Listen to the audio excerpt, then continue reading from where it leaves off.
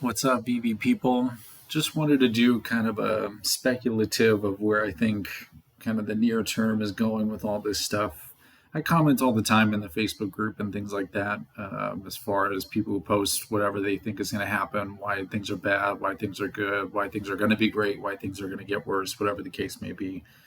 Being an admin in there, it's kind of fun just getting all the different perspectives. I run polls in there all the time. So if you're not aware, it's Veve, Collectibles, and Friends. There's quite a few of the community that's in there that's not on actively on X, so it's just a different take on what's going on as well. So check us out there. But wanted to do this video just because there was recent news that came up and just kind of led my brain into thinking of if this then that, if you follow in that mind. But biggest thing I wanted to talk about in general was just what I think is going to happen to OMI and what I think is going to happen to the overall collectible side of the marketplace, and not financial advice for absolutely any reason, just what my personal opinion would be in the situation. But the news I wanted to talk about was the fact that there are going to be offers that are finally going to become available in our test.stackr.world, which by then won't be test24.stackr.world. But by the time offers are available, all the licenses will be open. Marvel, Disney, everything that's behind closed doors right now, waiting for a little bit more data and some functionality fixes.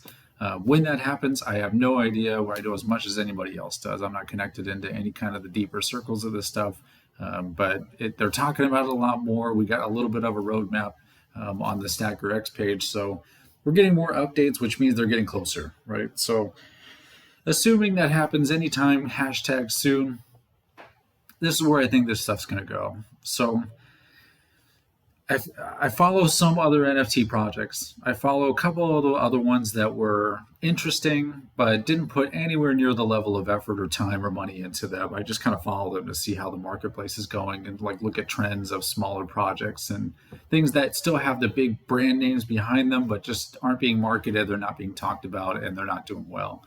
And the one I wanted to reference in regards to this video and why I'm making this is the Panini NFT trading cards. If you're not aware, Panini NFT has its own, or Panini TCG, or the sports cards brand, has its own NFT. If you go to panini.com, they have an NFT or a blockchain tab.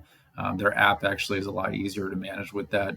It is super cool. Everything is really limited in the NFT space for the trading cards, or I keep saying trading cards, but you Pokemon at heart, I guess. But anyway, the sports card market, everything is super limited. You can get one of ones on there right now for like pennies on the dollar, what you would think you would have to pay for a one of one, and it's good players too. They have football, wrestling, basketball. I don't know. I can't remember if they have. I think they have baseball on there too. But regardless, it's soccer's a really big brand for them. But mainly it's football and soccer, and then they do the rest of the stuff's a little bit more. Doesn't get enough attention.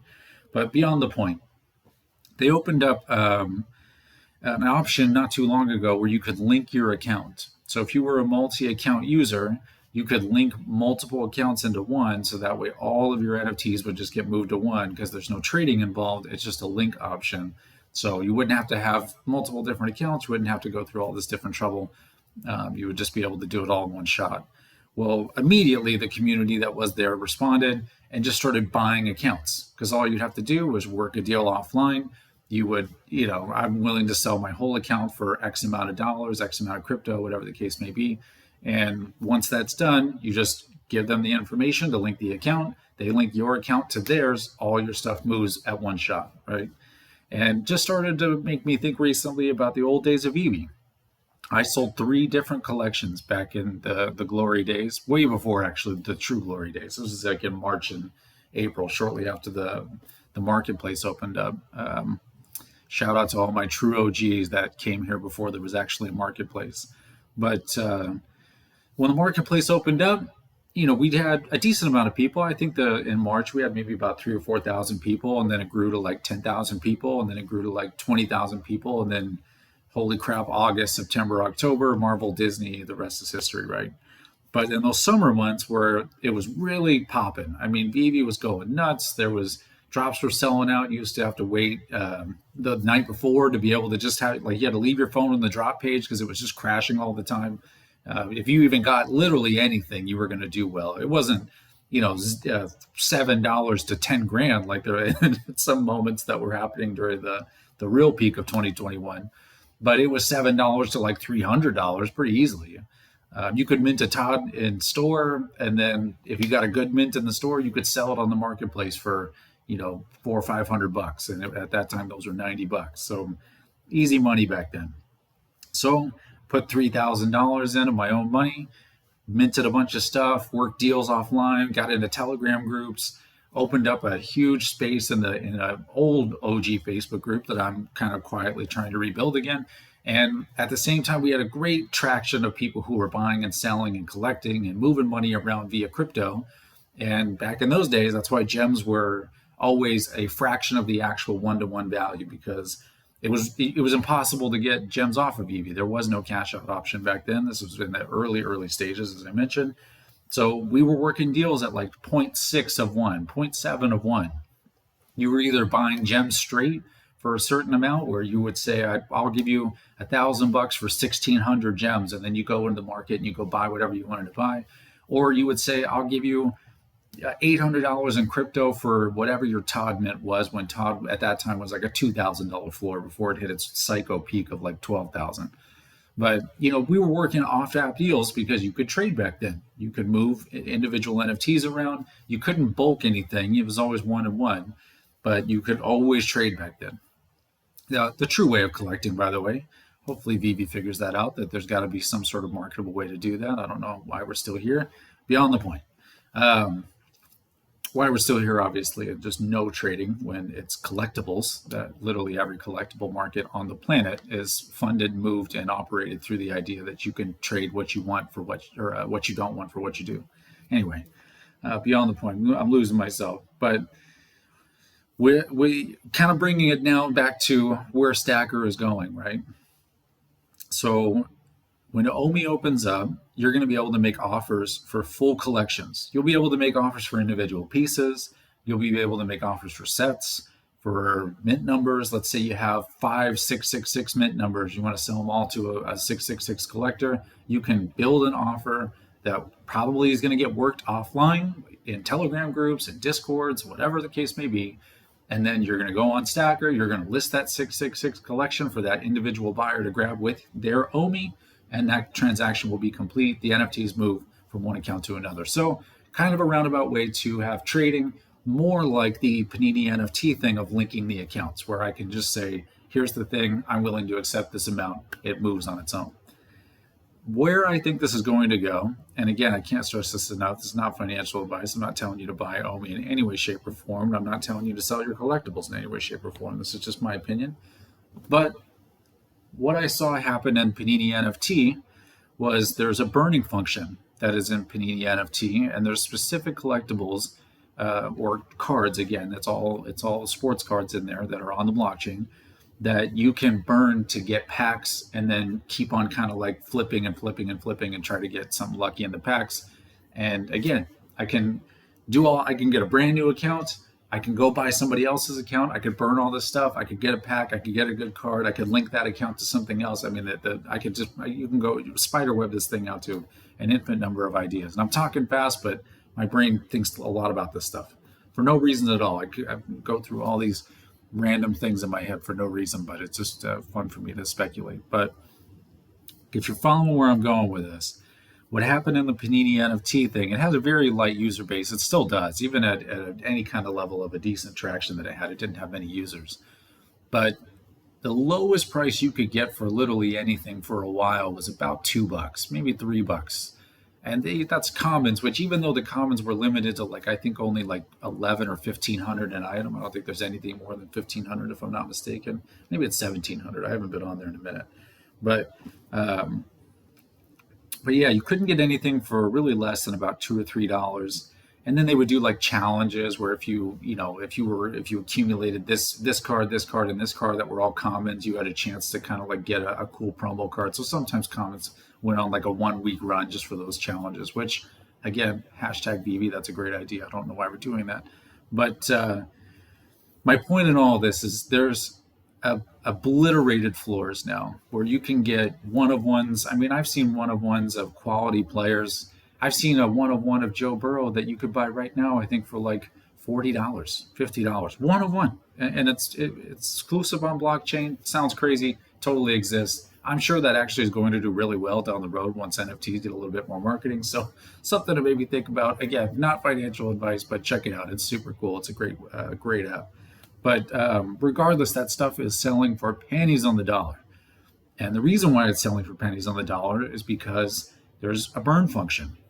You don't have to list everything at floor, right? You can just buy a collection that has, let's say, 100 burnable commons in there.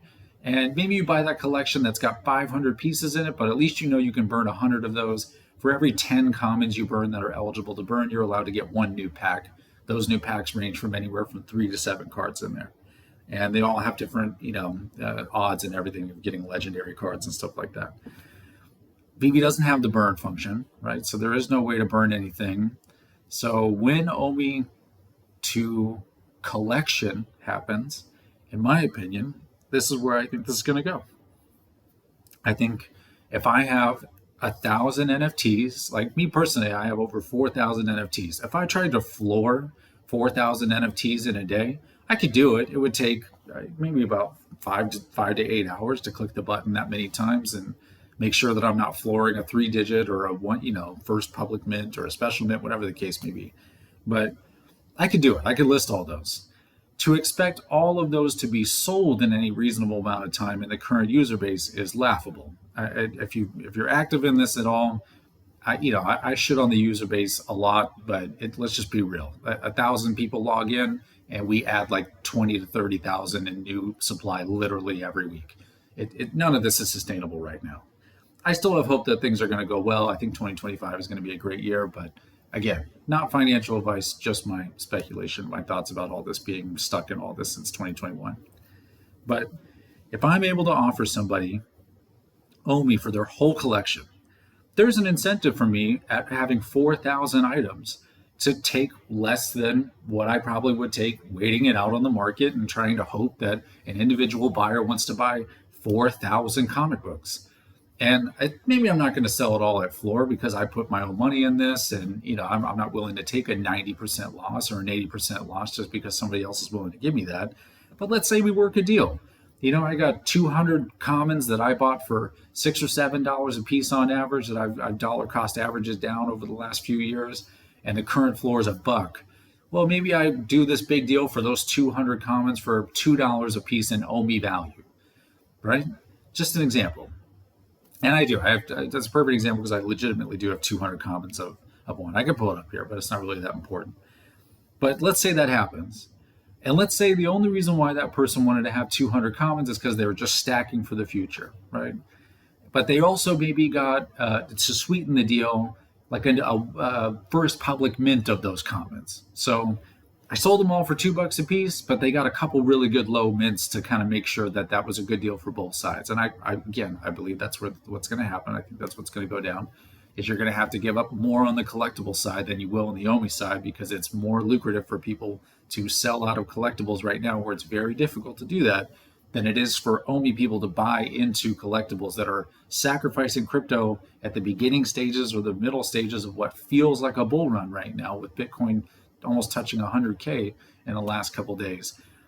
There's far more incentive for the OMI side. They have all the leverage to be able to get people out that either have been stuck for the last 3 years or in general maybe just kind of gave up for whatever reason, whatever their own devices. People give up for whatever reason. They give up right before things run. They give up right before things fail. Whatever the case may be, it is what it is.